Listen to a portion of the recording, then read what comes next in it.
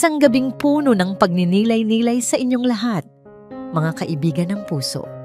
Narito na naman tayo sa isang sulok ng inyong gabi, handang buksan ang isang aklat na susugat sa ating mga damdamin, ngunit mag-iiwan din ng aral na habang buhay nating dadalhin. Sabi nila, sa likod ng bawat tahimik na babae ay may isang sigaw na naghihintay lamang ng tamang panahon para umalingaw-ngaw. Paano kung ang kahinaan na nakikita ng lahat ay isa palang kalasag at ang mga luhang pumapatak ay siyang nagdidilig sa binhi ng isang matamis na pagbangon. Ang bigat ng bawat tingin ay parang mga karayom na tumutusok sa balat ni Luningning. Nakaupo siya sa gitna ng karangyaan sa ilalim ng mga kumikinang na aranya ng ballroom sa Villa Esmeralda. Ngunit pakiramdam niya ay nasa loob siya ng isang madilim na hukay. Ang masiglang tugtugin at halakhakan ng mga bisita ay unti-unting humina sa kanyang pandinig, napalitan ng malakas na kabog ng sarili niyang dibdib. Sa harap niya, sa ibabaw ng mamahaling mantel, nakalatag ang isang pirasong papel.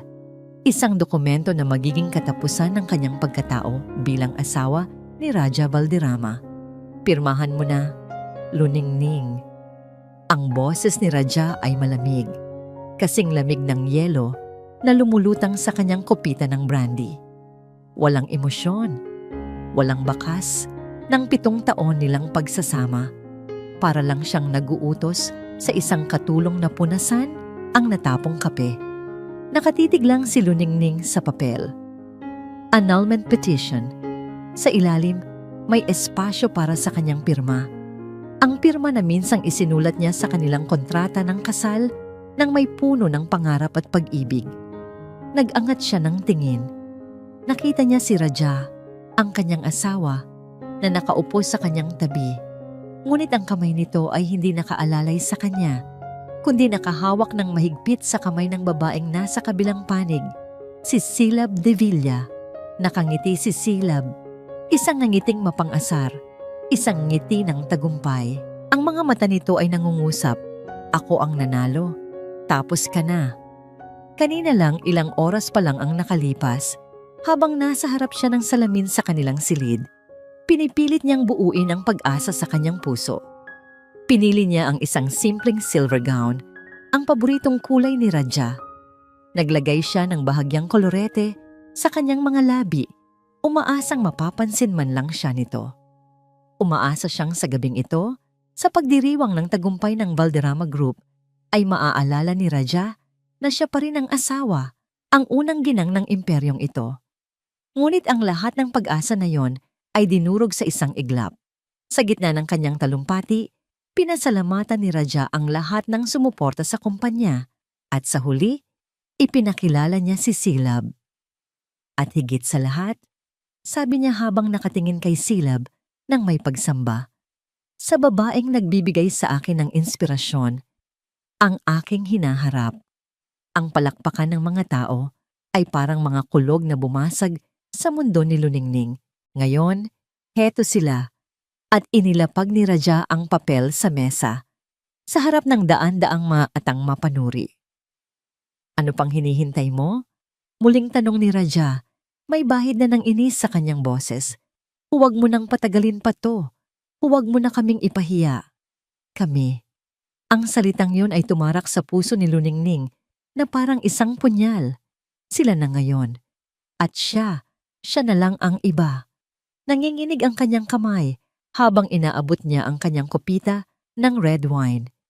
Kailangan niya ng kahit anong hahawakan, kahit anong magpapakalma sa unos sa loob niya. Ngunit sa pag-angat niya nito, ang panginginig ay lumala. Hindi niya nakontrol.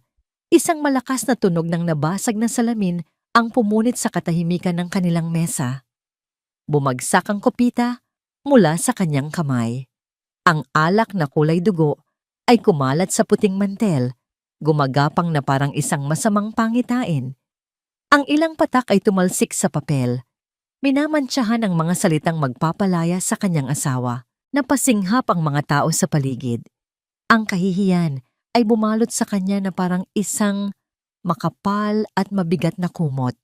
Gusto niyang maglaho, gusto niyang lamunin siya ng lupa. Narinig niya ang tawa ni Silab, isang tawang pigil, ngunit puno ng lason. Nakita niya ang pag-igting ng panga ni Raja, ang namumuong galit sa mga mata nito. Ito na. Ito na ang huling pagyurak sa kanyang pagkatao. Dahan-dahan, ibinaba ni Luningning ang kanyang tingin mula sa mga matang nakamasid sa kanya. Tumingin siya sa kanyang kamay na nabasa ng alak. Ang kulay pula sa kanyang balat ay parang dugo mula sa isang sariwang sugat. At sa sandaling iyon, may nagbago. Ang matinding sakit, ang kahihiyan, ang pagkabigo. Lahat ng iyon ay nag-umpisang magtipon sa isang sulok ng kanyang puso. At mula sa pagtitipon na yon, isang kakaibang bagay ang isinilang. Isang nakabibinging katahimikan, isang malamig at matigas na kapayapaan. Nawala ang panginginig ng kanyang kamay. Dahan-dahan, iniangat niya ito mula sa mesa. Binaliwala niya ang mga bulungan. Binaliwala niya ang tingin ni Raja. Ang kanyang mga mata ay nakatuon na lamang sa isang bagay. Ang itim na fountain pen na inilapag ni Raja sa tabi ng dokumento. Sa gitna ng kanyang pagkawasak, isang boses ang umalingaw-ngaw sa kanyang isipan. Ang boses ng yumaong si Don Daquila Valderrama. Ang pinakamatalinong mandirigma ay hindi kailanman nagpapakita ng kanyang tunay na sandata hanggang sa huling sandali.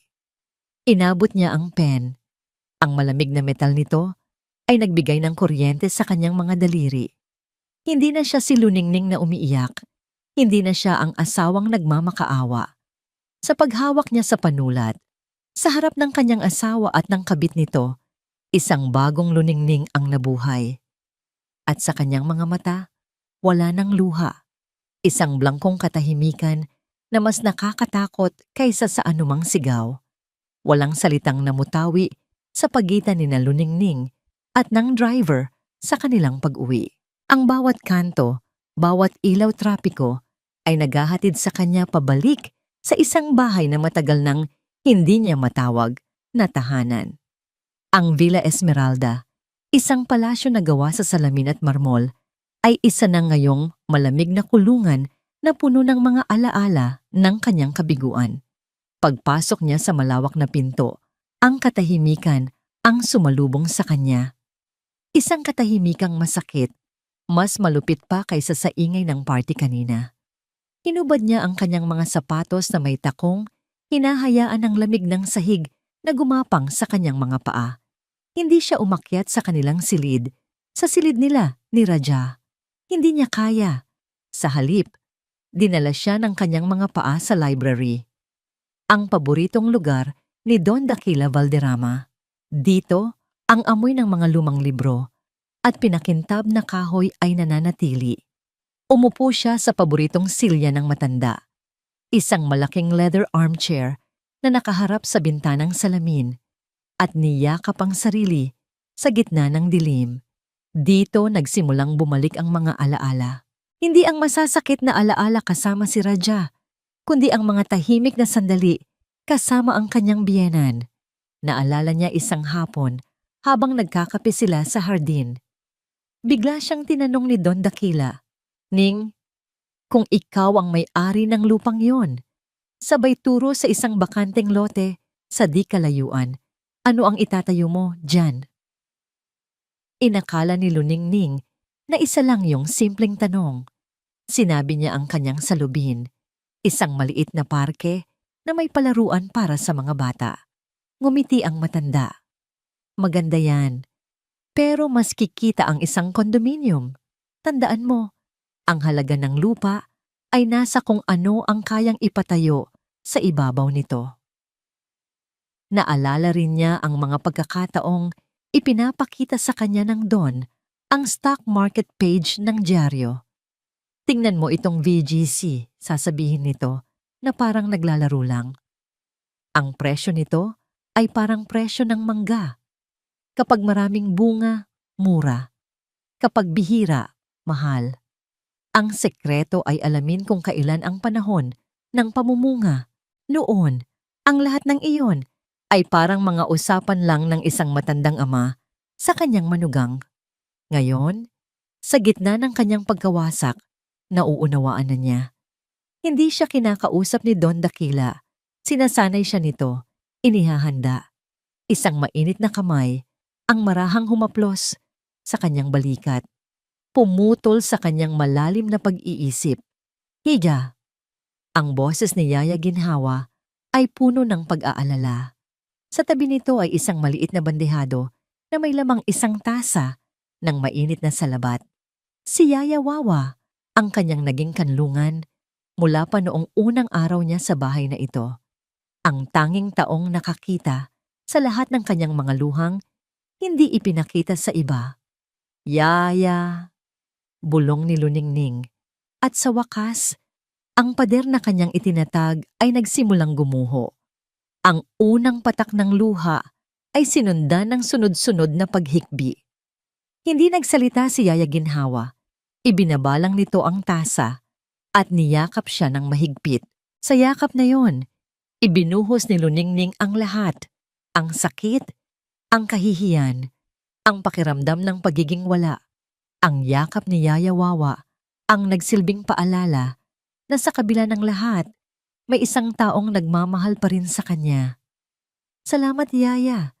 Sabi niya nang sa wakas ay kumalma siya. Nandito lang ako. Palagi, sagot ng matanda. Inaabot sa kanya ang tasa ng salabat. Uminom ka muna. At bukas, harapin natin kung ano ang dapat harapin. Kinabukasan, ibang Luningning ang gumising. Ang pamumugto ng kanyang mga mata ay naroon pa, ngunit napalitan na ng determinasyon ang bakas ng kawalan ng pag-asa. Habang sumisikat ang araw, tila may liwanag ding sumilay sa kanyang isipan. Pumunta siya sa kanyang aparador at kinuha ang isang lumang telepono, isang simpleng feature phone na itinago niya sa ilalim ng kanyang mga damit. Regalo ni Don Dakila. Para sa emergency, sabi nito noon, may iisang numero lang na nakasave doon sa ilalim ng pangalang Attorney De Leon. Lumabas siya sa balkonahe. Tinitiyak na walang sino mang makakarinig. Nanginginig pa rin ang kanyang mga daliri habang pinipindot ang call button, ngunit ang kanyang paghinga ay buo at matatag. Hello? Sagot ng isang boses sa kabilang linya. Isang boses na matanda na, pero matatag. Attorney De Leon, panimula ni Luningning. Ang kanyang boses ay bahagyang nanginginig ngunit may diin. Si Luningning Reyes po ito. Asawa ni Raja Valderrama. Isang sandali ng katahimikan. Ginang Luningning, sagot ng abogado. May paggalang sa boses. Matagal ko nang hinihintay ang tawag ninyo. Nag-usap sila ng maikli. Isang oras, isang lugar. Isang lugar na malayo sa mga matang mapanuri ng mundo ng mga Valderrama. Sa Kanlungan Cafe, isang maliit at tahimik na kapihan sa isang sulok ng Quezon City, nagkita sila. Si Attorney De Leon ay isang matandang lalaki na may buhok na kulay pilak at mga matang puno ng talino at katapatan.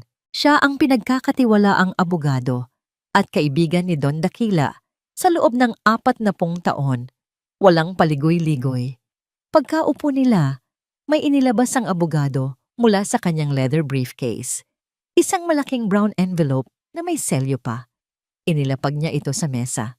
Ito ang huling habilin ng iyong biyenan, sabi ni Attorney De Leon.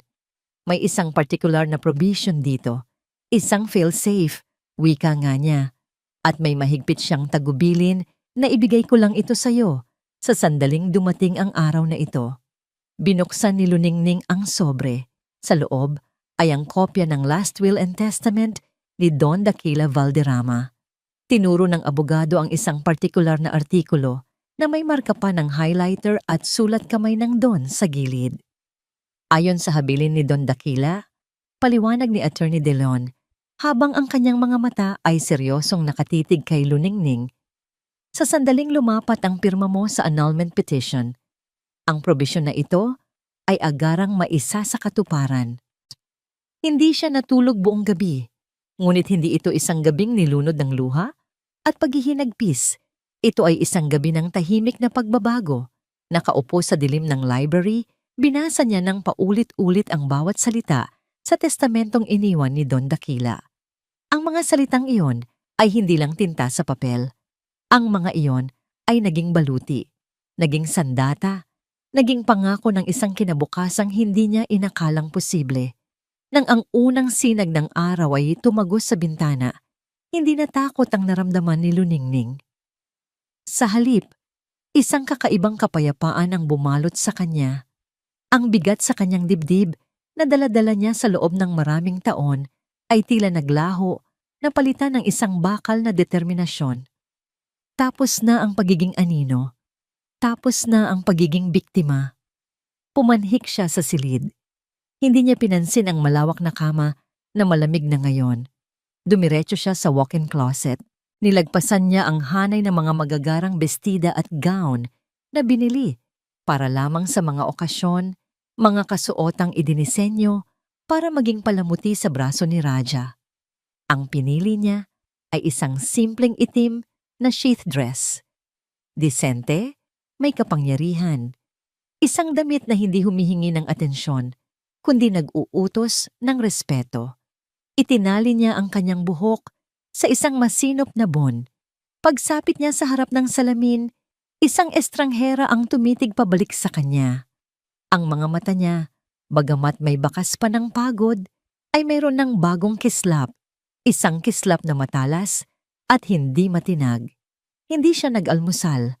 Isang tasa lang ng itim na kape ang kanyang ininom habang nakatayo sa kusina. Nang tumawag ang sekretarya ni Raja para ipaalala ang pagpirma niya sa mga dokumento, isang simpleng papunta na ako ang kanyang isinagot. Boses niya'y kalmado at walang anumang emosyon. Pagdating niya sa Valderrama Tower, ang gusaling dati nagpaparamdam sa kanya na siya'y maliit at hindi kabilang, tila nagbago ang lahat. Ang bawat hakbang niya sa makintab na sahig ng lobby ay may bigat at layunin. Ang mga empleyadong nakakasalubong niya ay bumabati. Marahil ay dahil sa awa o tsismis, ngunit ang tanging isinukli niya ay isang tipid na tango. Pagbukas ng pinto ng elevator sa executive floor, narinig niya agad ang halakhak ni Silab mula sa loob ng opisina ni Raja. Isang tunog na dati, dumudurog sa kanyang puso. Ngayon, wala na itong epekto. Pumasok siya nang hindi kumakatok. Natigil ang tawanan. Si Raya, na nakaupo sa kanyang malaking silya, ay nagulat sa kanyang pagdating. Si Silab naman, na prenteng nakaupo sa sofa na para bang pag-aari niya ang lugar, ay tinaasan siya ng kilay. Ang itsura nilang dalawa ay halatang nagulat sa kanyang anyo. Naghihintay sila ng isang babaeng wasak, isang babaeng luluha-luha. Ang dumating ay isang reyna na handa nang bawiin ang kanyang kaharian. Luningning, sabi ni Raja, may bahid ng pagkainis. Akala ko hindi ka na darating. Halika, tapusin na natin to. Itinuro nito ang annulment petition na nakalatag na naman sa kanyang mesa sa tabi ng isang mamahaling pluma. Hindi sumagot si Luningning. Naglakad siya palapit sa mesa, ang tunog ng kanyang takong ang tanging maririnig sa opisina. Ang kanyang mga mata ay hindi tumingin kay Raja, kundi sa mga papel na sisira sa kanilang kasal at lingid sa kaalaman ng lalaki. Sisira rin dito. Kinuha niya ang pluma. Naramdaman niya ang titig ng dalawa sa kanya, puno ng paghamak at pagkasabik na matapos na ang lahat. Good choice, sabi ni Silab, hindi na napigilan ang sarili. Finally, natuto ka na kung saan ka lulugar. Binaling ni Luningning ang kanyang tingin kay Silab sa unang pagkakataon. Isang tingin na walang galit, walang sakit. Isang tingin na blangko at malamig na tila ba tumitingin siya sa isang di pamilyar na bagay.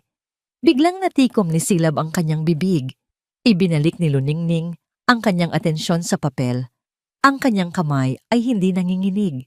Dahan-dahan, isinulat niya ang kanyang buong pangalan sa linya. Ang bawat kurba, bawat guhit ng kanyang pirma ay isinulat ng may diin at katiyakan. Ang tunog ng dulo ng panulat sa papel ay tila isang malutong na pagputok sa katahimikan ng silid. Nang matapos siya, maingat niyang ibinalik ang takip ng pluma at inilapag ito sa mesa. Itinulak niya ng bahagya ang dokumento pabalik kay Raja. "Ayan na," sabi ni Raja, na may ngiti ng tagumpay, sabay abot sa papel. Sa wakas, malaya na rin ako. Tumayo ng tuwid si Luningning. Tinitigan niya si Raja sa mga mata. "Oo, Raja, Raja, malaya ka na." Pagkatapos ay tumalikod na siya. Nagsimula siyang maglakad palabas ng opisina. Hindi lumingon, hindi nagpakita ng anumang emosyon. "Teka," pahabol ni Raja, may pangaasar sa tono. "Wala ka man lang bang huling sasabihin? Wala nang iyakan." Huminto si Luningning sa may pintuan, ngunit hindi siya humarap. "Meron," sabi niya. Ang kanyang boses ay mahinahon, ngunit may bigat na parang bato. "Magsisisi ka sa ginawa mo."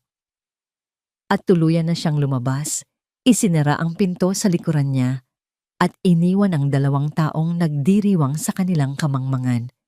Habang naglalakad siya sa pasilyo, kinuha niya ang luma niyang telepono. Pagpasok niya sa elevator at nagsara ang pinto, idinayal niya ang numerong nakasave doon. "Attorney," sabi niya sa sandaling sumagot ito sa kabilang linya. "Luningning, tapos na ba?" "Oo, tapos na," sagot niya. Huminga siya ng malalim at habang pababa ang elevator, binitiwan niya ang mga salitang magsisimula ng isang lindol sa imperyo ng Valderrama. "I-activate niyo na ngayon." 3:00 ng hapon. Isang emergency board meeting ang ipinatawag. Ang anunsyo ay biglaan. Ikinagulat ng lahat ng miyembro ng lupon ng Valderrama Group of Companies. Walang nakakaalam ng eksaktong agenda. Tanging ang utos ay nagmula raw sa legal department. At ito ay urgent and non-negotiable. Si Raja Valderrama ay pumasok sa boardroom na may ngiti sa kanyang mga labi. Para sa kanya, ito ay isang formalidad lamang. Marahil ay para opisyal na i-anunsyo ang kanyang annulment at pagtibayin ang kanyang estado bilang nag-iisang tagapagmana. Katatapos lang nilang magdiwang ni Silab sa kanyang opisina, may isang bote ng champagne na kanilang inubos. Ang pakiramdam niya ay parang isang hari na sa wakas ay napalaya mula sa isang mabigat na tanikala. "Good afternoon, everyone," bati niya ng may pagmamalaki habang isa-isang tinatanaw ang mga seryosong mukha ng mga board members. Napansin niya ang presensya ni Attorney De Leon sa isang sulok at bahagya siyang kumunot ng noo, ngunit hindi niya ito pinansin. Naglakad siya patungo sa pinakadulo ng mahabang lamesa, sa silya ng chairman. Ang tronong matagal nang nakalaan para sa kanya. Ngunit bago pa siya makaupo, natigilan siya. May nakaupo na roon, isang babae. Nakatalikod ito sa pinto, nakaharap sa malawak na bintanang tanaw ang buong lungsod. Nakasuot ng itim na damit. Pamilyar ang kanyang ayos, pamilyar ang kanyang buhok na nakapusod. Dahan-dahan, umikot ang silya, at ang mukha ni Luningning, kalmado, seryoso, at puno ng awtoridad na hindi pa nakikita ni Raja kailanman, ang bumungad sa kanya. Isang kolektibong paghinga ang narinig sa buong silid. Ang mga bulungan ay nagsimula na parang mga bubuyog. "Luningning," bulalas ni Raja, hindi makapaniwala. Ang ngiti sa kanyang labi ay naglaho, napalitan ng pagkalito at iritasyon. "Anong ginagawa mo rito? This is a board meeting. You have no right to be here, lalo na sa upuan na yan." Hindi sumagot si Luningning. Tumingin lang siya kay Attorney De Leon at bahagyang tumango. Iyon ang hudyat. Tumayo ang matandang abogado, may hawak na mga dokumento. Ang kanyang boses, bagamat mahinahon, ay umalingaw-ngaw sa bawat sulok ng silid na pinatahimik ng tensyon. Bilang legal counsel ng yumaong si Don Daquila Valderrama at bilang executor ng kanyang last will and testament, panimula ni Attorney De Leon, narito ako upang ipatupad ang isang napakahalagang probisyon sa kanyang huling habilin. Nagsimulang kabahan si Raja. Ano ang kalokohan ito? Matagal nang naisaayos ang testamento ng aking ama. Ang lahat ay ipinamana niya sa akin. Hindi lahat, Ginoong Valderrama. Mahinahong pagtatama ng abogado. Binuksan niya ang dokumento. Ayon sa Article 4, Section 3 ng testamento, isang probisyon na may kondisyon. Kondisyon? Anong kondisyon? Sigaw na ni Raja, nawawala na ang kanyang kompostura. Tumingin si Attorney De Leon ng diretso kay Raja. Ang kondisyon ay ang legal na paghihiwalay ninyo ni Ginang Luningning Reyes Valderrama. Sa sandaling mangyari iyon, sa pamamagitan man ng annulment o diborsyo, ang probisyong ito ay agarang magkakabisa. Itinaas ng abogado ang kanyang boses para marinig ng lahat. Ayon sa probisyon, 51% ng lahat ng voting shares ng Valderrama Group of Companies na nakapangalan kay Don Daquila Valderrama ay automatikong malilipat sa pangalan ni Ginang Luningning Reyes Valderrama. Isang malakas na dagundong ng pagkagulat ang sumabog sa boardroom. Ang mga miyembro ng lupon ay napatingin kay Luningning, pagkatapos ay kay Raja, na ngayon ay namumutla at hindi makapagsalita. Hindi totoo yan. Imposible. Sigaw ni Raja. Dinuduro si Luningning. Nilinlang mo ang aking ama, mga agaw. Walang nangyaring panlilinlang, sagot ni Attorney De Leon. Ang dokumentong ito ay sinaksihan ng 4 na abogado at notaryado. 10 taon na ang nakalilipas. Ito ang kagustuhan ng iyong ama. Isang paraan para protektahan ang kumpanyang kanyang itinatag. Sa wakas, nagsalita si Luningning. Ang kanyang boses ay hindi malakas, ngunit ito ay matatag at may bigat. Pinutol nito ang lahat ng ingay. Hindi ko ito ginusto, Raja, sabi niya. Nakatingin ng diretso sa mga mata ng lalaking minsan niyang minahal. Ikaw ang pumili ng landas na ito. Tumayo siya mula sa pagkakaupo. Ang kanyang presensya ay tila na puno ang buong silid. Hindi na siya ang asawang kimi at tahimik. Sa harap nila nakatayo ang pinakamalaking shareholder at bagong pinuno ng VG. Bilang may-ari ng mayorya ng kumpanyang ito, pagpapatuloy niya, ang bawat salita ay malinaw at may diin. At bilang bagong chairperson of the board, mayroon akong unang kautusan. Ang lahat ay nakatutok sa kanya. Bawat isa'y pinipigil ang kanilang paghinga. Tumingin siya sa Chief Financial Officer. Mula sa oras na ito, i-freeze ang lahat ng corporate credit cards at personal bank accounts na konektado sa kumpanya sa ilalim ng pangalan ni Mr. Raja Valderrama. Suspendihin ang lahat ng kanyang executive privileges, effective immediately. Ang katahimikan ay nabasag. Si Raja ay parang binuhusan ng isang baldeng yelo. Sinubukan niyang sumigaw, magprotesta, ngunit walang salitang lumabas sa kanyang bibig. Para siyang isang isdang iniahon mula sa tubig, naghahabol ng hininga. Sa gitna ng kaguluhan, isang tunog ang pumailan lang, ang jingle ng telepono ni Raja. Nanginginig niyang kinuha ito mula sa kanyang bulsa. Isang tawag mula sa kanyang personal banker. Sinagot niya ito. Hindi niya kailangang magsalita. Ang boses sa kabilang linya ang naghahatid ng balita, ang kanyang mga account, ang kanyang access, ang kanyang kapangyarihan, lahat ay wala na. Naglaho na parang bula sa isang iglap. Nabitawan niya ang telepono. Gumawa ito ng malakas na kalabog sa sahig, ngunit walang nakarinig. Ang tanging naririnig ni Raja ay ang malakas na pagbagsak ng kanyang mundo. Ang mga sumunod na oras ay isang malabong pagkakasunod-sunod ng kahihiyan para kay Raja. Pinalabas siya ng boardroom ng 2 security guard na dati yumuyukod sa kanya tuwing siya'y dumaraan. Bawat hakbang niya sa pasilyo ng executive floor ay tila 1 milya ang haba, habang nararamdaman niya ang daan-daang pares ng mga matang nakatitig sa kanya mula sa mga cubicle, mga matang dati puno ng takot at paggalang, ngayoy puno ng tsismis at pagkamangha. Hindi niyo ako pwedeng gawin to. Sigaw niya. Sinusubukang kumawala sa pagkakahawak ng mga gwardiya. Ako ang may-ari ng lugar na ito. Ako si Raja Valderrama.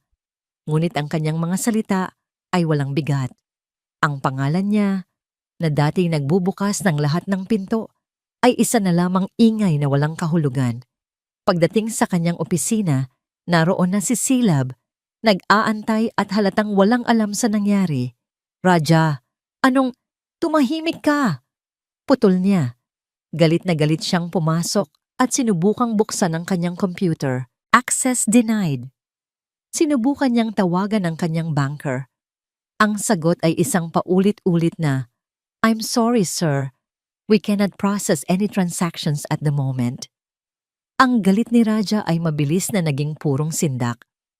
Para siyang nalulunod at ang bawat pagsubok niyang kumapit sa isang bagay ay nauuwi lamang sa pagdulas ng kanyang mga kamay. "Anong nangyayari, Raja? Ipaliwanag mo sa akin." Sigaw ni Silab. Ang maganda nitong muka ay nababalot na ng pag-aalala. "Si Luningning, ang demonyong yun." Hirap na sabi ni Raja habang sinasabunot ang sariling buhok.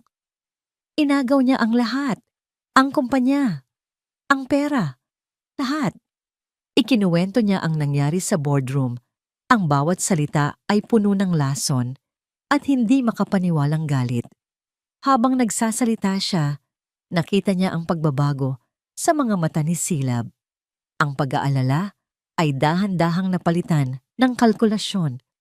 Ang pagmamahal na ipinapakita nito sa kanya kanina lang ay naglaho, napalitan ng isang malamig at matalas na tingin. Wala na? As in, wala na talaga? Kahit isang kusing? Tanong ni Silab. Ang kanyang boses ay hindi na malambing. "Huwag kang mag-alala," sabi ni Raja. Sinusubukang bawiin ang kanyang kumpiyansa. "This is just a setback. Babawiin ko ang lahat. May mga koneksyon ako. Hindi niya ako matatalo." Para kumalma at patunayan ang kanyang punto, niyaya niya si Silab sa pinakamahal na French restaurant sa syudad. "I'll show you," sabi niya. Raja Valderrama is still Raja Valderrama. Ngunit ang gabing iyon ay naging isang bangungot. Pagdating nila sa restaurant, ang dating mainit na pagbati ng manager ay napalitan ng isang alanganing ngiti. Ibinigay nila ang kanilang order, ang pinakamahal na steak, ang pinakamahal na alak. Kumilos si Raja na parang walang nangyari, tumatawa ng malakas, kinukwento ang kanyang mga plano. Ngunit si Silab ay tahimik lang, panay ang sulyap sa kanyang telepono. Pagdating ng bill, may kumpiyansang inilabas ni Raja ang kanyang itim na credit card. "Here," sabi niya sa waiter. Ilang minuto ang lumipas. Bumalik ang waiter, ang muka ay balisa. "I'm sorry, sir," pabulong nitong sabi. "Decline po ang card ninyo." Nag-init ang mukha ni Raja. "What? That's impossible. Try it again." Sinubukan ulit. "Decline pa rin po, sir." "Give me that!" Inagaw ni Raja ang card at sinuri ito na para bang may dumilang. Naglabas siya ng isa pa. "Try this one." "Decline din po ito, sir." Ang mga tao sa katabing mesa ay nagsimula. Nang sumulyap, ang kahihiyan ay bumalik, 10 beses na mas matindi kaysa kanina sa opisina. Ang hari ay hubad na ngayon sa harap ng kanyang mga nasasakupan.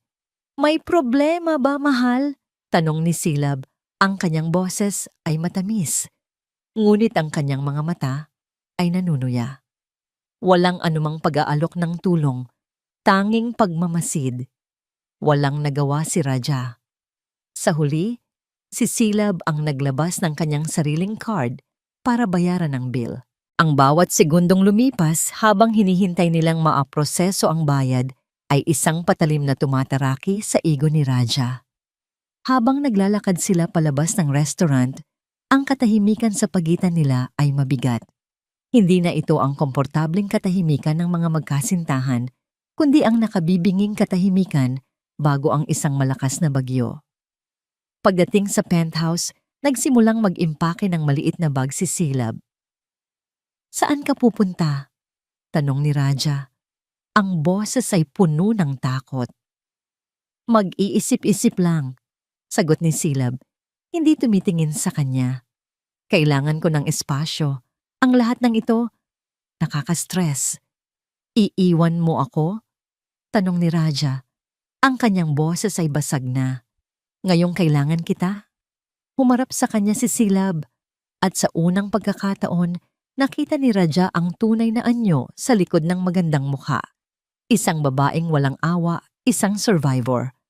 Ang minahal ko, Raja, ay ang kapangyarihan mo, ang buhay na kaya mong ibigay. Kung wala na yon, ano pa ang matitira sa'yo?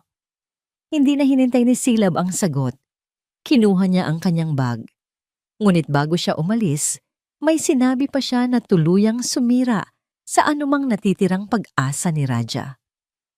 At isa pa, baka nakakalimutan mo, ang kondo na to, ang kotse mo, lahat yan nakapangalan sa kumpanya. Kung wala ka ng access doon, paano ka na? Isang nangiting mapait ang gumuhit sa labi ni Silab. Good luck, Raja. Pagkasara ng pinto, napaluhod si Raja sa gitna ng malawak na sala, napapalibutan ng karangyaan na hindi na niya pag-aari. Nag-iisa, iniwan, walang-wala. At sa kauna-unahang pagkakataon sa kanyang buhay, naramdaman ni Raja Valderrama ang tunay na takot. Ang opisina ng chairman ay tahimik maliban sa mahinang ugong ng air conditioner at sa kaluskos ng mga papel na binabasa ni Luningning. Gabi na, at ang buong palapag ay madilim na, maliban sa liwanag na nagmumula sa kanyang desk lamp. Sa labas ng bintana, ang mga ilaw ng lungsod ay kumikinang na parang mga alitap-tap. Isang tanawing dati, pinapangarap niya lang na mapagmasdan mula sa ganitong taas. Hindi pa siya umuuwi. Mula nang matapos ang board meeting, inilibing niya ang kanyang sarili sa trabaho.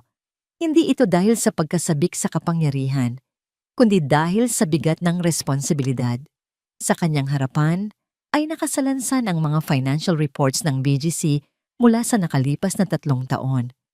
Ang bawat numero, bawat transaksyon ay tila isang piraso ng puzzle. Naalala niya ang sinabi ni Don Daquila noon. Ang pera ay may sariling kwento, Ning. Kailangan mo lang matutunang basahin ito. At iyon ang ginagawa niya ngayon. Binabasa niya ang kwento ng BGC. Sa una, lahat ay mukhang maayos. Ngunit habang lumalalim siya sa mga dokumento, may mga napapansin siyang maliliit na bagay na hindi magkakatugma. Mga malalaking cash withdrawal na nakalista bilang miscellaneous expenses. Mga bayad sa mga supplier na hindi niya mahanap sa listahan ng mga accredited partners. Mga maliliit na butas na kung pagsasama-samahin ay bumubuo ng isang nakababahalang larawan. May mali. At ang pakiramdam niya, mas malaki ito kaysa sa inaasahan niya. Humigop siya ng kape. Ang init nito ay nagbibigay lakas sa kanyang pagod na katawan. Hindi pa ito ang oras para magdiwang. Ang pag-upo sa silyang ito ay hindi ang katapusan ng laban. Ito pa lang ang simula. Pagkatapos ng ilang oras na pagkatulala sa sahig, isang bagong uri ng enerhiya ang gumapang sa ugat ni Raja. Hindi na ito sindak, kundi purong galit. Galit kay Luningning, galit kay Silab, galit sa kanyang ama, galit sa buong mundo. Hindi pa ako tapos. Tumayo siya, ang kanyang mga mata ay nag-aalab. Kailangan niya ng pera, kailangan niya ng paraan para makabawi. At mayroon siyang naisip. Ang kanyang emergency fund.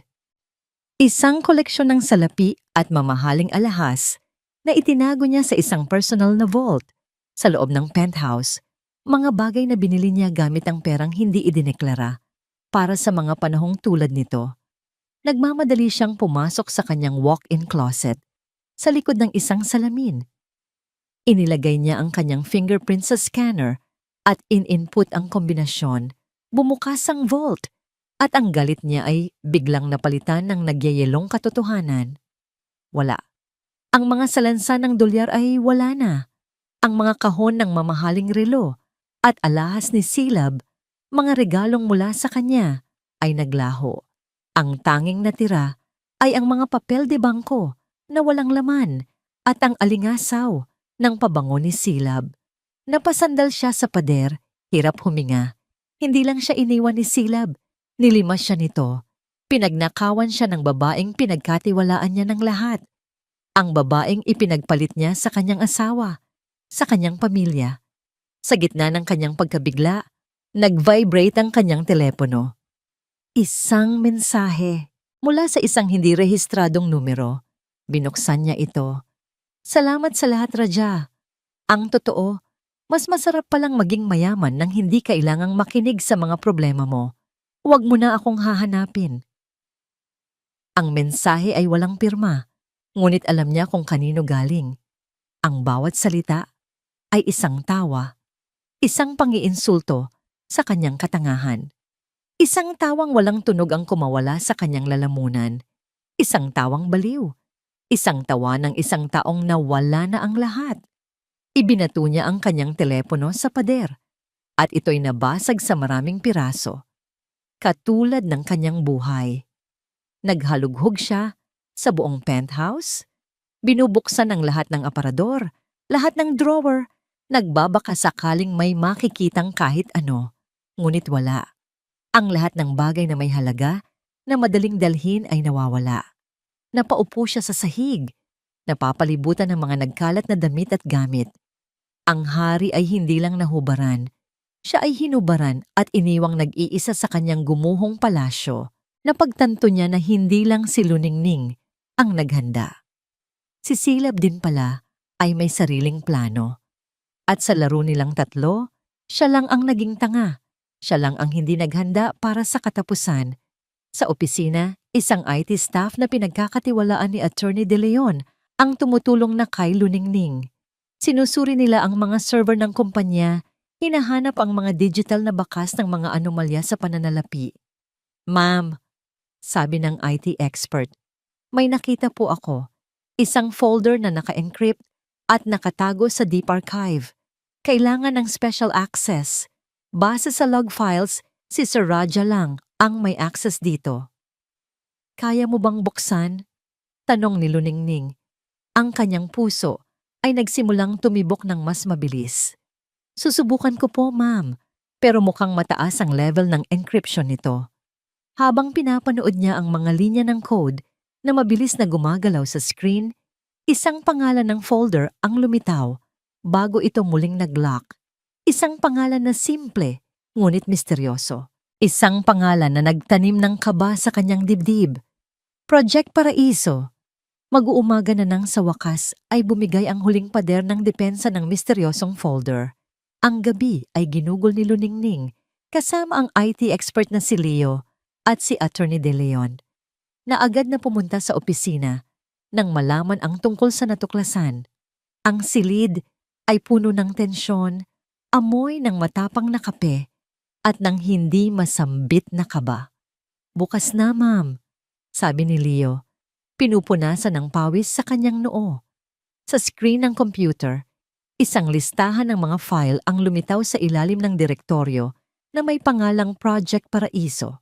Ang bawat pag-click ng mouse ay tila isang malakas na dagundong sa tahimik na opisina.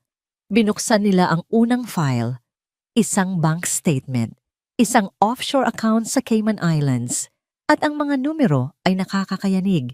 Milyon-milyong dolyar ang pumasok sa account na yon sa loob ng 2 taon, galing sa iba't ibang subsidiary ng Valderrama Group.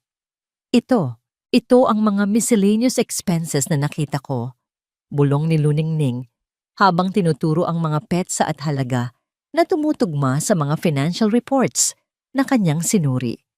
Ang kanyang kutob ay tama, ngunit ang katotohanan ay mas malala pa sa kanyang pinakamasamang imahinasyon.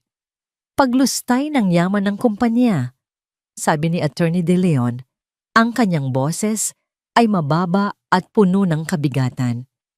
Ito ay isang malinaw na kaso ng corporate fraud, malaki at sistematiko. Patuloy nilang binuksan ang mga file. Ang bawat isa ay isang pako na lalong nagbaon kay Raja sa kanyang sariling hukay. May mga pekeng invoice mula sa mga kumpanyang multo. mga pinirmahang kontrata para sa mga serbisyong hindi kailanman naisakatuparan. Isang masalimuot na web ng panloloko na idinisenyo para dahan-dahang sipsipin ang dugo mula sa VGC. Ngunit ang pinakamatinding dagok ay dumating nang buksan nila ang isang folder na may label na Incorporation Papers. Isang bagong kumpanya na nakarehistro sa Pilipinas, ang Paraiso Land Development Corporation. Isang kumpanyang walang record, walang opisina, walang proyekto. Isang shell corporation. Sino ang nasa likod nito? Tanong ni Luningning. Bagamat meron na siyang masamang pakiramdam kung sino ang makikita niya. Iniscroll ni Leo ang dokumento hanggang sa dulo, sa pahina kung saan nakalista ang mga pangalan ng mga incorporator. At doon, nakasulat sa malinaw at hindi maikakailang itim na tinta ang mga pangalan. President and CEO, Raja D. Valderrama, Treasurer and Majority Shareholder. Napahinto sa paghinga si Luningning, Silab de Villa. Ang kanyang buong pangalan ay nakatatak doon. Hindi lang pala siya isang simpleng kerida na nabighani sa yaman. Siya ay kasabwat, isang aktibong kalahok sa krimen. Kaya pala, sabi ni Luningning habang naglalaro sa kanyang isipan ang lahat ng nangyari, ang pagpapakilala ni Raja kay Silab bilang kanyang hinaharap. Ang pagtakas ni Silab dala ang pera. Hindi lang ito pag-abandona sa isang lumulubog na barko. Ito ay pagtakas ng isang kriminal na alam na malapit nang mahuli. Ang Project Paraiso ay hindi isang proyekto ng BGC. Ito ang kanilang personal na paraiso. Isang paraisong itinatayo gamit ang ninakaw na pera. Ang plano ay malinaw. Ubusin ng VGC. Ilipat ang yaman sa kanilang bagong kumpanya at pagkatapos ay maglaho, iiwanan ang gumuhong imperyo sa likuran nila. Ang pag-freeze sa mga account ni Raja, sabi ni Attorney De Leon, ang kanyang mga mata ay nanlalaki sa pagkaunawa. Hindi lang nito pinutol ang kanyang kapangyarihan, pinutol din nito ang huling transaksyon na kailangan nila para makumpleto ang kanilang plano. We stumbled upon their escape planning.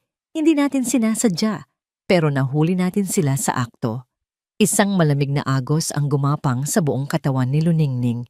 Ang sakit ng personal na pagkakanulo ay napalitan ng isang mas malalim at mas nakakatakot na katotohanan. Ito ay hindi na lang tungkol sa isang nasirang kasal. Ito ay tungkol sa isang malawakang krimen na maaaring magpabagsak sa libo-libong empleyado at sa legasiya na ipinaglaban ng kanyang biyenan. Napasandal siya sa kanyang silya, ang bigat ng kanyang natuklasan ay tila dumagan sa kanyang mga balikat. Ang paghihiganti ay tila isang maliit at mababaw na bagay ngayon. Ang nasa harap niya ay isang krisis na kailangan niyang harapin bilang pinuno. Tumingin siya kay Attorney De Leon. Ang kanyang mga mata ay hindi na nagpapakita ng sakit, kundi ng isang seryosong determinasyon na hindi pa nakikita ng matandang abogado sa kanya kailanman. Attorney, sabi niya, ang kanyang boses ay matatag at walang bahid ng pag-aalinlangan. Ano ang susunod nating hakbang? Tinitigan siya ni Attorney De Leon at isang maliit na ngiti ng paghanga ang sumilay sa kanyang mga labi. Ang babaeng nasa harap niya ay hindi na ang babaeng umiiyak na kanyang nakausap sa kapihan. Ito na ang tunay na tagapagmana ni Don Daquila Valderrama. Ning, sabi ng abogado, ang kanyang boses ay seryoso. Sa mga ebidensyang ito, hindi na lang natin siya basta-basta matatanggal sa kumpanya. Huminto siya sandali, hinayaan ang bigat ng kanyang susunod na sasabihin na lumubog. Maari na natin siyang ipakulong. Bago pa man makahinga ng maluwag si Luningning mula sa bigat ng kanyang natuklasan, isang bagong bagyo ang biglang humagupit. At sa pagkakataong ito, ang atake ay hindi nagmula sa loob ng boardroom, kundi mula sa labas, sa anyo ng mga headline ng balita. Kinaumagahan, gumising si Luningning sa sunod-sunod na tawag sa kanyang telepono. Ang larawan niya, Isang litratong kinuha sa isang event ilang taon na ang nakalipas kung saan siya ay nakangiti ay nasa harap na pahina ng pinakasikat na tabloid sa bansa. Ang headline na nakasulat sa malalaki at mapulang letra ay sumisigaw, "Ang asawang ahas, paano inakit at nilinlang ng isang gold digger ang yumaong bilyonaryo para agawin ang kumpanya?" Nanlamig ang buo niyang katawan. Ang artikulo sa loob ay isang obra maestra ng kasinungalingan at paninira. Halatang pinakain sa media ng isang taong desperado.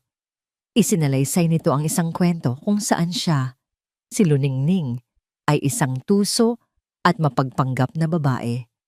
Isang babaeng ginamit ang kanyang kahinaan para makuha ang simpatya ni Don Dakila habang ito ay may sakit at nalalapit na sa kamatayan.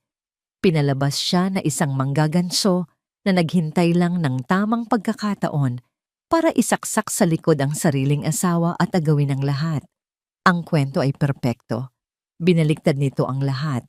Siya ang ginawang kontrabida. Si Raja, ang biktima, isang nagmamahal na anak na pinagtaksilan ng sariling asawa. Ang bawat salita ay isang lason. Ang bawat pangungusap ay idinisenyo para wasakin ang kanyang kredibilidad at reputasyon. Ito ang huling baraha ni Raja. Kung hindi niya kayang talunin si Luningning sa loob ng BGC, sisirain niya ito sa mata ng publiko. Ang atake ay mabilis at brutal. Sa loob lamang ng ilang oras, ang kwento ay kumalat na parang apoy sa social media. Ang pangalan niya ay naging trending topic. Ang mga komento ay walang awa. Tinawag siyang mga agaw, gold digger, ahas. Sa opisina, ang tensyon ay halos nahihipo. Ang mga empleyado ay nagbubulungan sa mga sulok. Ang mga board members na noong isang araw ay sumusuporta sa kanya ay hindi na makatingin ng diretso sa kanyang mga mata. Isang emergency meeting ang muling ipinatawag pero sa pagkakataong ito, si Luningning na ang nasa hot seat. Chairwoman, panimula ng isa sa mga matatandang board member, si Mr. Elizalde, na may hawak na kopya ng dyaryo. Kailangan naming malaman ang totoo. May basehan ba ang mga akusasyong ito? Totoo bang minanipula mo si Don Dakila? Ang mga yan ay kasinungalingan. Matatag na sagot ni Luningning kahit na ang puso niya ay kumakarera. Pero aminin mo, Ginang Balderrama, sabi naman ng isa pa. Ang lahat ng ito ay mukhang kahina-hinala. Sa isang iglap, nawala ang lahat kay Raja at napunta sa'yo. Ano ang iisipin ng publiko? Ano ang magiging epekto nito sa presyo ng ating stocks? Naramdaman ni Luningning ang pag-iisa. Ang mga taong ito na pinoprotektahan niya mula sa pagnanakaw ni Raja ay siya pang unang nagduda sa kanya. Naintindihan niya ang kanilang takot. Ang takot para sa kumpanya, para sa kanilang sariling interes, ngunit masakit pa rin. I am handling the situation, sabi niya. Sinusubukang panatilihin ang kanyang awtoridad, ngunit ang duda ay naitanim na. Nakita niya ito sa kanilang mga mata, ang pag-aalinlangan. Nang matapos ang meeting, bumalik siya sa kanyang opisina na parang pasan ang buong mundo. Ang bigat ng pagiging pinuno ay nagsimulang maramdaman niya. Ito ang tinatawag na all is lost moment. Ang sandali kung kailan, sa kabila ng pagkapanalo sa isang laban, ay tila matatalo ka pa rin sa gera. Sa gitna ng kanyang pag-iisip, tumunog ang kanyang telepono. Isang hindi pamilyar na numero. Sinagot niya ito. Hello? Mukhang hindi maganda ang araw mo, mahal kong dating asawa. Ang boses ni Raja, puno ng sarkasmo at paghihiganti. Nanatiling tahimik si Luningning. Nakikita mo na ba? Pagpapatuloy ni Raja, na tila ninanamnam ang bawat salita. Akala mo ba mananalo ka lang dahil sa isang pirasong papel? Ito ang mundo ko, Luningning. Ang mga taong ito, ang media, ang publiko, lahat sila ay nasa palad ko. Hindi ka nabibilang dito. Isa ka lang hamak na probinsyana na sinuwerte. At ngayon, tapos na ang swerte mo. Raja, itigil mo na to, mahinang sabi ni Luningning. Itigil? Nagsisimula pa lang ako. Tumawa si Raja sa kabilang linya. Panoorin mo habang dinudurog kita. Panoorin mo habang ang pangalan na Valderrama na inaangkin mo ay magiging isang sumpa sa'yo. Sa huli, ikaw ang magmamakaawang ibalik sa akin ang lahat. Binaba ni Raja ang tawag. Iniwan si Luningning sa isang nakabibinging katahimikan. Napaupo siya sa kanyang silya, napatingin sa mga dyaryo sa kanyang mesa. Sa isang sandali, ang lahat ng kanyang katatagan ay tila gumuho. Ang mga kasinungalingan ay napakalakas at ang pag-atake ay masyadong personal. Pakiramdam niya ay nasa gitna siya ng isang malawak na karagatan, mag-isa sa isang maliit na bangka, habang ang isang dambuhalang alon ay papalapit para lunurin siya. Paano niya lalabanan ang isang halimaw na may 1,000 bibig? Paano niya ipagtatanggol ang kanyang sarili laban sa isang kasinungalingang mas pinaniniwalaan ng mundo kaysa sa katotohanan? Umuwi si Luningning sa Villa Esmeralda ng gabing iyon na may pakiramdam ng pagkatalo. Ang malawak na bahay ay tila mas naging malamig at malungkot. Ang bawat anino sa pasilyo ay tila mga mapanghusgang mata na nakatitig sa kanya. Pumasok siya sa library, ang tanging lugar na nagbibigay sa kanya ng kahit kaunting kapayapaan, at naupo sa dilim, hinahayaan ang bigat ng mundo na dumagan sa kanya. Dito siya natagpuan ni Yaya Ginhawa. Hindi ito nagsalita. Inilapag lang nito ang isang tasa ng mainit na salabat sa tabi niya at naupo sa isang maliit na upuan sa kanyang harapan. Ayos lang na mapagod, Hija. Mahinahong sabi ng matanda. Hindi ka ba to? Pero kailangan kong maging matatag, Yaya. Sagot ni Luningning. Ang kanyang boses ay basag. Ang buong mundo ay laban sa akin. Paano ko ito lalabanan? Paano ko ipaglalaban ang isang bagay na kahit ang mga taong dapat kong protektahan ay pinagdududahan? Sino ang nagsabing nag-iisa ka? Tanong ni Yaya Ginhawa. At sino ang nagsabing kailangan mong labanan ang buong mundo? Tumingin si Luningning sa kanyang yaya, ang kanyang mga mata ay puno ng pagkalito. Ang biyenan mo, pagpapatuloy ni Yaya Wawa, minsan niyang sinabi sa akin, Wawa, ang pinakamalaking pagkakamali ng isang kaaway ay kapag inakala niyang ang katahimikan ay kahinaan. Hindi kanya inihanda para manalo sa isang sigawan. Inihanda ka niya para manalo gamit ang katotohanan. Hinawakan ni Yaya Ginhawa ang nanginginig na kamay ni Luningning. Ang init ng palad ng matanda ay tila nagbigay ng lakas sa kanya. Huwag mong sagutin ang kanilang mga kasinungalingan ng galit, Ning. Sagutin mo ito ng isang katotohanang hindi nila kayang pabulaanan. Huwag kang makipag-away sa putik. Hayaan mong ang liwanag ang tumuyo sa putik hanggang sa ito'y gumuho. Ang mga simpleng salita ni Yaya Ginhawa ay tumagos sa puso ni Luningning na parang isang sinag ng liwanag sa gitna ng kadiliman. Naalala niya ang kanyang misyon. Hindi ito tungkol sa paghihiganti. Hindi ito tungkol sa pagpapatunay sa kanyang sarili sa mga taong mapanghusga. Ito ay tungkol sa pagprotekta sa legasya ni Don Daquila at sa libo-libong taong umaasa sa VGC. Ito ay tungkol sa paglalantad ng katotohanan. Isang bagong apoy ang muling nag-alab sa loob niya. Ang takot at pag-aalinlangan ay napalitan ng isang malinaw at matatag na layunin. Hindi niya kailangang sagutin ang bawat paninira. Kailangan niya lang ipakita sa kanila ang isang bagay na mas malaki at mas makapangyarihan, ang katotohanan ng krimen ni Raja. Tumayo siya. Ang pagod sa kanyang muka ay napalitan ng determinasyon. Salamat, Yaya, sabi niya. At sa unang pagkakataon, sa buong araw, isang tunay na ngiti ang sumilay sa kanyang mga labi. Hindi na siya nag-aksaya ng oras. Kinuha niya ang kanyang telepono at tinawagan si Attorney De Leon. "Attorney," sabi niya, ang kanyang boses ay puno na ng kumpiyansa. "Kailangan nating kumilos. Ngayon na." "Nakikinig ako, Luningning," sagot ng abogado, halatang naramdaman ang pagbabago sa kanyang tono. "Magpatawag kayo ng isang press conference bukas ng umaga. Sa main lobby ng Valderrama Tower, imbitahan ninyo ang lahat. Tabloids, broadsheets, TV networks, bloggers, lahat. At kasabay nito, magpatawag kayo ng isa pang emergency board meeting.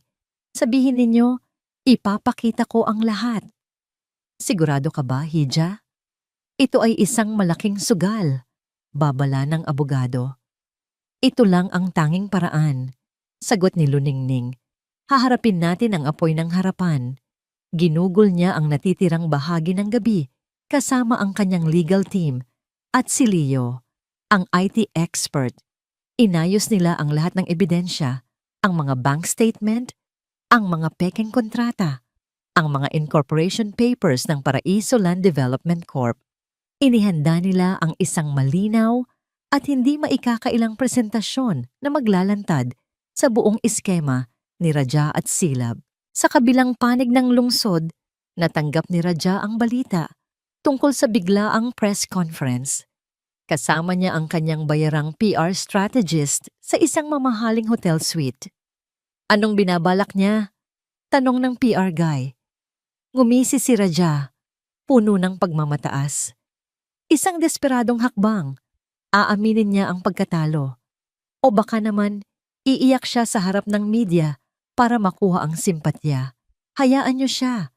Hayaan niyong siya mismo ang maghukay ng sarili niyang libingan. Bukas, matatapos na ang lahat ng ito. Bumalik si Luningning sa kanyang opisina bago pa sumikat ang araw. Tumayo siya sa harap ng malaking salamin sa kanyang private washroom. Tinitigan niya ang kanyang refleksyon. Hindi na ang babaeng umiiyak, hindi na ang babaeng takot. Ang nakatitig pabalik sa kanya ay isang mandirigma, handa para sa huling laban. Inayos niya ang kanyang damit, huminga ng malalim, at lumabas para harapin ang kanyang tadhana. Ang lobby ng Valderrama Tower ay isang kagubatan ng mga kamera at mikropono. Ang hangin ay siksik sa kuryosidad at espekulasyon. Ang bawat reporter, bawat cameraman ay nag-aabang sa pagdating ng babaeng nasa sentro ng pinakamalaking iskandalo sa mundo ng korporasyon. Inaasahan nila ang isang babaeng iiyak, magmamakaawa, o kaya'y magagalit. Ngunit ang Luningning na lumabas mula sa elevator ay hindi isa sa mga iyon. Sa kanyang simpleng itim na damit, naglakad siya patungo sa inihandang entablado na may katahimikan at dignidad. Ang kanyang bawat hakbang ay tiyak. Ang kanyang mukha ay kalmado. Hindi siya nagpatinag sa libu-libong flash ng kamera o sa dagat ng mga tanong na isinisigaw sa kanya. Pag-akyat niya sa podium, isang nakabibinging katahimikan ang biglang bumalot sa buong lobby. Ang lahat ay naghihintay. Huminga siya ng malalim at nagsalita sa mikropono. Ang kanyang boses ay hindi nanginginig. Ito ay malinaw at matatag. "Magandang umaga sa inyong lahat," panimula niya. "Salamat sa inyong pagdalo. Alam kong marami kayong katanungan tungkol sa mga isyong ibinabato sa aking pagkatao." Huminto siya sandali, hinahayaan ang mga salita na lumubog. "Ngunit hindi ako narito para sagutin ang mga iyon." Isang bulungan ng pagkalito ang gumapang sa mga manonood. "Narito ako ngayon hindi bilang isang dating asawa, kundi bilang chairperson ng Valderrama Group of Companies." Pagpapatuloy niya, ang kanyang boses ay nagkaroon ng bigat ng awtoridad. "At narito ako para pag-usapan ang isang bagay na mas mahalaga kaysa sa anumang personal na issue, ang integridad at kinabukasan ng kumpanyang ito." Sa likod niya, isang dambuhalang LED screen ang umilaw. Ipinapakita ang opisyal na logo ng VG. Sa nakalipas na mga araw, isang malawakang investigasyon ang isinagawa sa pananalapi ng kumpanya. At sa kasamaang palad, Natuklasan namin ang isang sistematikong pagnanakaw na nagbabanta sa pundasyon mismo ng VGC. Sa itaas na palapag, sa loob ng boardroom, si Raja ay prenteng nakaupo kasama ang mga board members. Pinapanood ang lahat sa isang malaking monitor. Isang ngisi ang nasa kanyang mga labi. Pathetic, bulong niya sa kanyang sarili. Trying to change the topic. Sa labi, nag-iba ang imahe sa screen. Lumitaw ang mga salitang, Project Paraiso. Ipinapakilala ko sa inyo, sabi ni Luningning, ang proyektong Paraiso. Isang proyektong hindi kailanman naging bahagi ng opisyal na plano ng VGC, ngunit sa loob ng 2 taon ay pinondohan ng milyon-milyong dolyar mula sa kaban ng bayan. O mas tamang sabihin, mula sa kaban ng kumpanya. Isa-isang lumabas sa screen ang mga ebidensya, mga kopya ng bank transfer patungo sa isang offshore account, mga peking invoice na may halagang 10-10 milyon. Ang mga mukha ng mga reporter ay napalitan ng pagkabigla. Ang pag-click ng kanilang mga kamera ay naging mas mabilis, mas desperado. Sa boardroom, ang ngisi ni Raja ay unti-unting naglaho. Nanlaki ang kanyang mga mata. Paano? Paano niya nalaman? Ang perang ito, pagpapatuloy ni Luningning, ay inilipat sa isang bagong tatag na kumpanya, isang shell corporation na ang tanging layunin ay maging sisidlan ng ninakaw na yaman. Ang susunod na lumabas sa screen ay ang incorporation papers ng Paraiso Land Development Corp. At doon, pinalaki para makita ng lahat ang mga pangalan ng mga nasa likod nito, Raja Valderrama at Silab de Villa. Isang malakas na hiyawan ng pagkagulat ang pumuno sa lobby. Ang katotohanan, sa kanyang buong kasamaan, ay nakalantad na. Ang kwento ay hindi na tungkol sa isang mga agaw na asawa. Ito ay tungkol sa isang CEO na nilulustay ang sarili niyang kumpanya. Sa boardroom, bumukas ang pinto. Pumasok si Attorney De Leon kasama ang 2 unipormadong pulis. Napatingin ang lahat, lalo na si Raja na tila napako sa kanyang kinaupuan. Ang kanyang muka ay wala ng kulay. Raja Valderrama. Sabi ng isa sa mga pulis, ang boses ay formal at walang emosyon. Inaanyayahan ka naming sumama sa amin para sagutin ang mga alegasyon ng malawakang pandaraya at paglustay. Hindi maaari. Bulong ni Raja.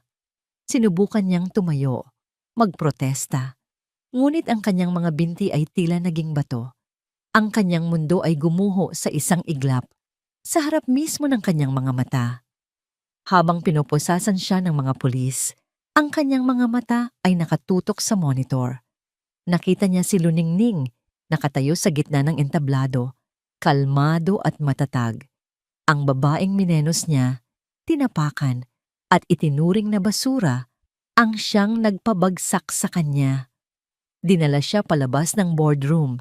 Habang dumadaan sila sa pasilyong salamin na tanawang lobby sa ibaba, ang kanilang mga mata ay nagtagpo sa huling pagkakataon.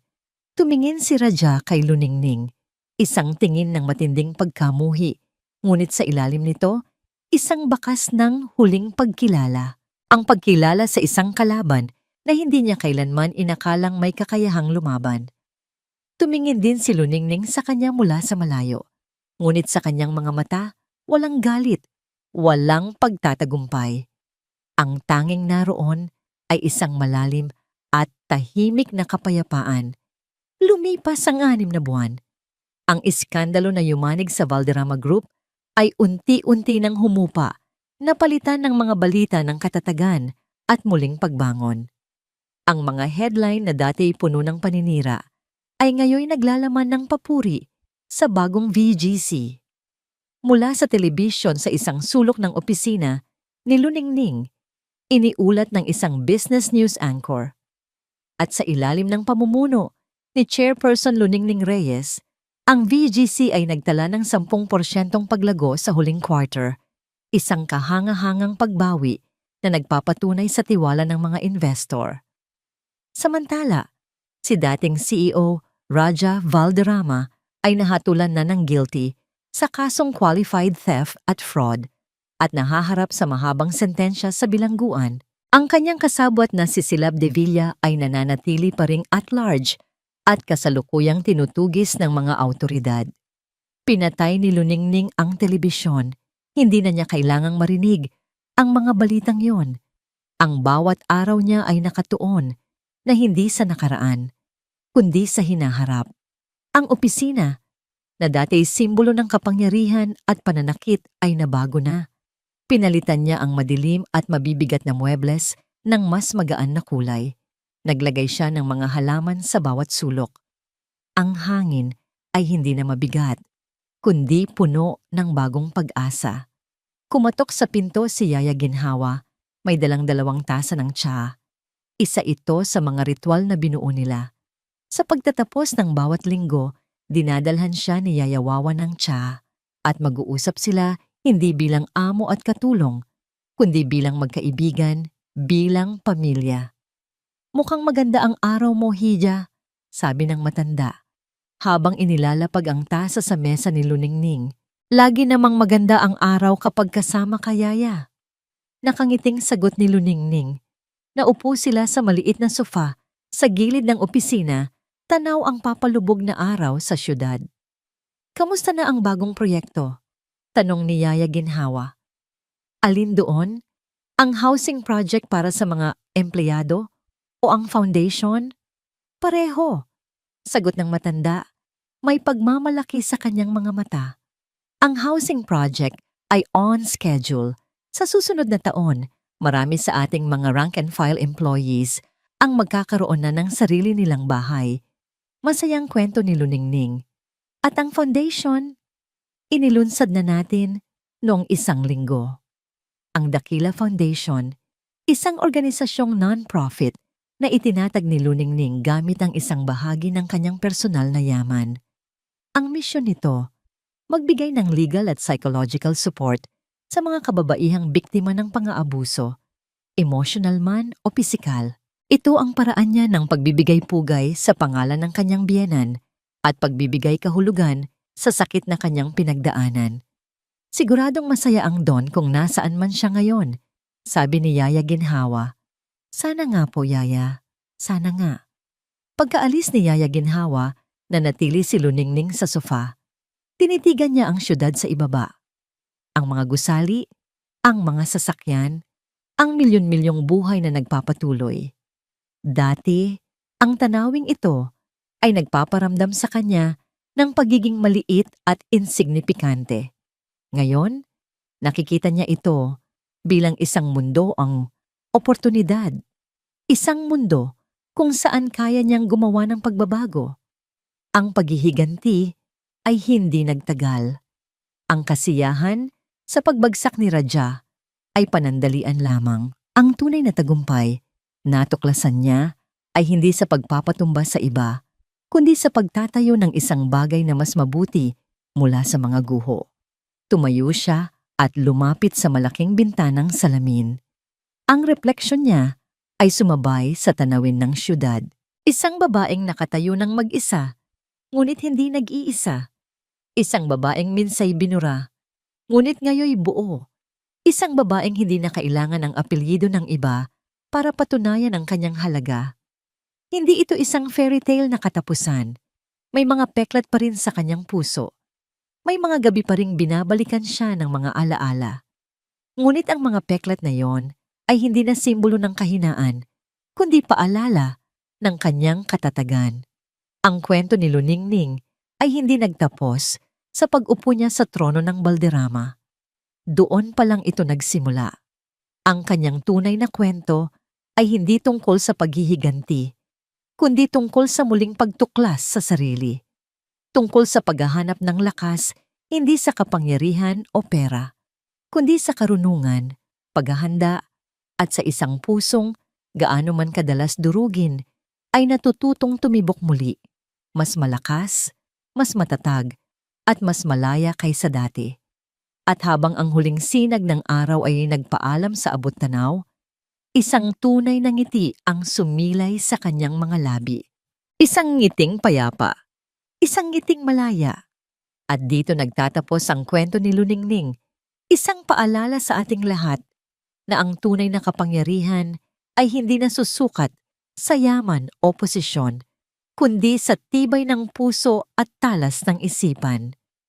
Ipinakita niya na kahit sa pinakamadilim na gabi ng ating buhay, mayroong liwanag na nag-aantay, isang liwanag na hindi nagmumula sa iba, kundi sa ating sariling kakayahang bumangon at muling magsimula. Maraming salamat po sa inyong walang sawang pagsubaybay sa ating kwento. Naway napulutan ninyo ito ng inspirasyon at aral. Huwag po kayong mag-atubiling mag-iwan ng inyong mga komento sa ibaba. Sabihin niyo po sa amin kung anong uri ng kwento ang gusto ninyong marinig sa susunod. Ang inyong boses ay napakahalaga sa amin. Hindi dito nagtatapos ang ating paglalakbay. Marami pa pong kwentong kasing ganda at mas puno ng aral dito sa aming channel. Kung nagustuhan niyo ang kwentong ito, i-like, i-share sa pamilya at mga kaibigan, at mag-subscribe na rin para lagi kayong updated sa mga susunod pa naming kwento. I-click niyo ang notification bell para kayo ang unang makarinig kapag may bago kaming upload. Pagpalain po kayo ng Panginoon, kayo at ang inyong buong pamilya. Hanggang sa muli.